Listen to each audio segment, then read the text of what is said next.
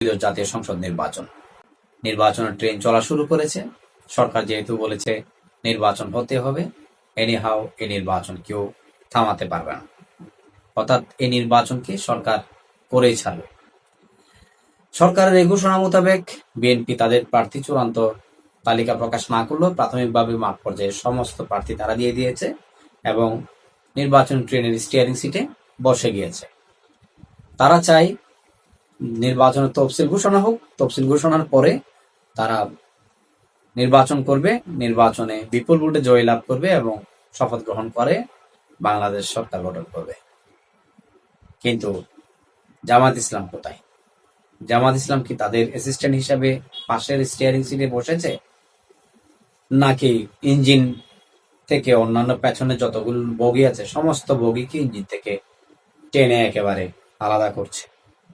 আপনারা জানেন জাতীয় নির্বাচন এবং গণভোট নিয়ে একটা দ্বন্দ্ব চলছে বিএনপি এবং জামায়াতের মধ্যে। বিএনপি বিএনপির জায়গায় অনড়, জামাত ইসলামের জায়গায় অনড়। একদল চাই নির্বাচনের দিনে গণভোট, আর একদল চাই নির্বাচনের 15 দিন আগে বা এই নভেম্বরের মধ্যে নির্বাচন হতে হবে, গণভোট। এই নিয়ে তাদের ঐক্যের মধ্যে দ্বিমত এবং ঐক্যে ফাটল, এবং এই ঐক্যমত কমিশন একটা লাস্ট ওয়ার্ন করেছে, বা সরকার থেকে যেটা নির্দেশনায় বলা হয়েছে 1 সপ্তাহের মধ্যে যদি এই বিষয়ে কোনো সিদ্ধান্ত রাজনৈতিক দলগুলো না দেয় সরকার এটা নেবে।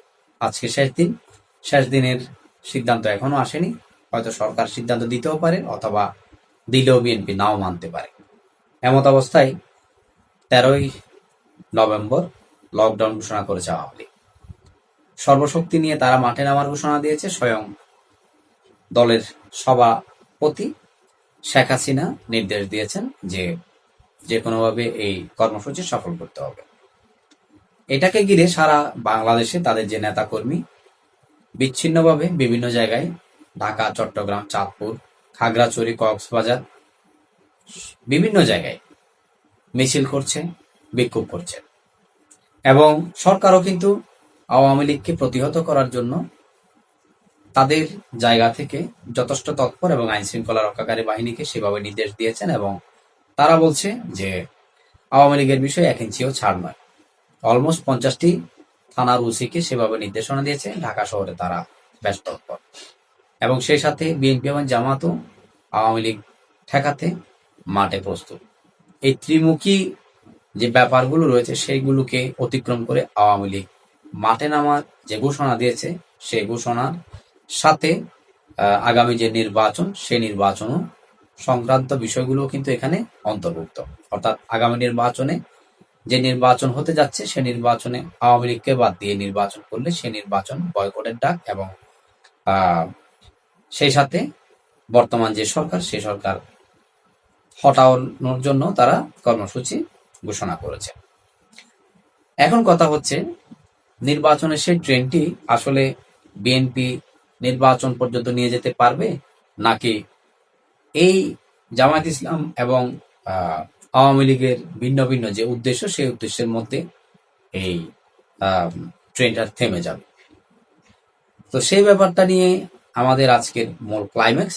এই ক্লাইম্যাক্সের মধ্যে যদি আমরা দেখি, যদি গণভোট এবং নির্বাচন নিয়ে যদি সমঝোতা না হয়, তাহলে গণভোট হওয়ার যেমন একটা পসিবিলিটিটা হারায়, তেমনি টাইমলি যে নির্বাচনের কথা রয়েছে সেই নির্বাচনটিও না হওয়ার মতোই একটা আশঙ্কা তৈরি হয়। এবং সেই সাথে আওয়ামী লীগের যে সম্পৃক্ততা এই নির্বাচনকে ঘিরে, বহির্বিশ্ব এবং আওয়ামী লীগের পক্ষ থেকে যে দাবি, তাদেরকে যদি নির্বাচন অন্তর্ভুক্ত করা না হয়, সেটা শুধুমাত্র অন্যায্যতা নয়, এবং এটি আত্মঘাতীয় বটে, এমনটাই বলেছিলেন সাক্ষাৎকারে শেখ হাসিনা আন্তর্জাতিক গণমাধ্যমে কথা বলছেন, এবং সেটি ক্রমশ বিভিন্ন জায়গায় তিনি কথা বলা শুরু করেছেন। ইতিমধ্যে নির্বাচন নিয়ে তার যে নেতাকর্মী, সেই নেতাকর্মীদের নির্বাচন বয়কট করারও একটা কথা বলেছেন, যদি তাদেরকে নির্বাচন অন্তর্ভুক্ত না করে। তো এই ব্যাপারগুলো দিন যতই যাচ্ছে, একদিকে বহির্বিশ্বের যে ব্যাপারটা এবং সেই সাথে আভ্যন্তরীণ রাজনীতির ব্যাপারটা, দুটোই মিলে ভবিষ্যৎ যে নির্বাচন, সে নির্বাচনকে চ্যালেঞ্জ করে তুলছে। সরকারের যে অবস্থান, সেই অবস্থান সম্পর্কে যদি বলা হয়, এই সরকার গত 5ই আগস্টের যে আওয়ামী লীগ সরকার সেটার ক্ষমতাচ্যুতের পর রাষ্ট্র ক্ষমতায় দায়ভার গ্রহণ করে এবং 15 মাস অতিবাহিত হয়। সেই সাথে নানা কিছু এই সরকারের উপর বর্তমানে ব্যর্থতার চাপটাই বেশি হিসাবে অনেকে ধরে থাকে। তো সব মিলিয়ে নির্বাচন, এই নির্বাচনে তাদের যে প্রতিশ্রুতি, সেই প্রতিশ্রুতিটা রক্ষা করার জন্য যে পরিবেশ, সেই পরিবেশটা ডে বাই ডে যতটুকু ঘোলা হচ্ছে, সেই জায়গায় নির্বাচনের আগে যে গণভোট সেটাকে নিয়ে যেমন সংশয়, এবং নির্বাচনের যে ব্যাপারটা সেটা নিয়েও একটা সংশয় হয়ে দাঁড়িয়েছে। শেষ পর্যন্ত বিএনপি যতই চেষ্টা করুক ট্রেনটা নির্বাচনের গোড়ায় নিয়ে যেতে, কিন্তু জামায়াত ইসলাম সেটাকে একেবারে আওয়ামী লীগের আগে মানে টেনে ধরার অবস্থায় তারা অবস্থান নিয়েছে। অর্থাৎ গণভোট যদি না হয়, তাদের সাথে ট্রেনের পেছনে যে বগিগুলো আছে সে বগিগুলোকে আলাদা করে এই নির্বাচনকে বয়কট করতে চায়। কারণ তারা চায় জুলাই সংস্কার যে ব্যাপারটা, সনদ, এটা বাস্তবায়ন এবং গণভোটের মাধ্যমে এটা স্বীকৃতি, সেই স্বীকৃতির মাধ্যমে আগামী সংসদ কিভাবে চলবে বা বাংলাদেশ কোন নিয়ম নীতির উপর চলবে সেটা বাস্তবায়ন করে তারা নির্বাচন চাই। অন্যদিকে নির্বাচনে অংশগ্রহণ করার জন্য মরিয়া আওয়ামী লীগ। সব মিলিয়ে নির্বাচনে যে পরিবেশ সেটা যেভাবে হোক ক্রমশ এটা উত্তেজক হয়ে উঠছে।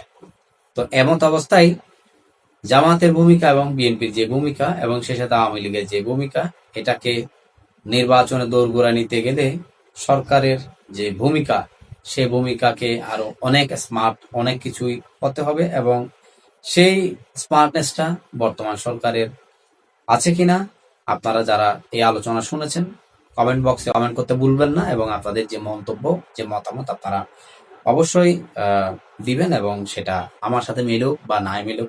সবাই ভালো থাকুন, সুস্থ থাকুন, সবার জন্য শুভকামনা। আসসালামু আলাইকুম।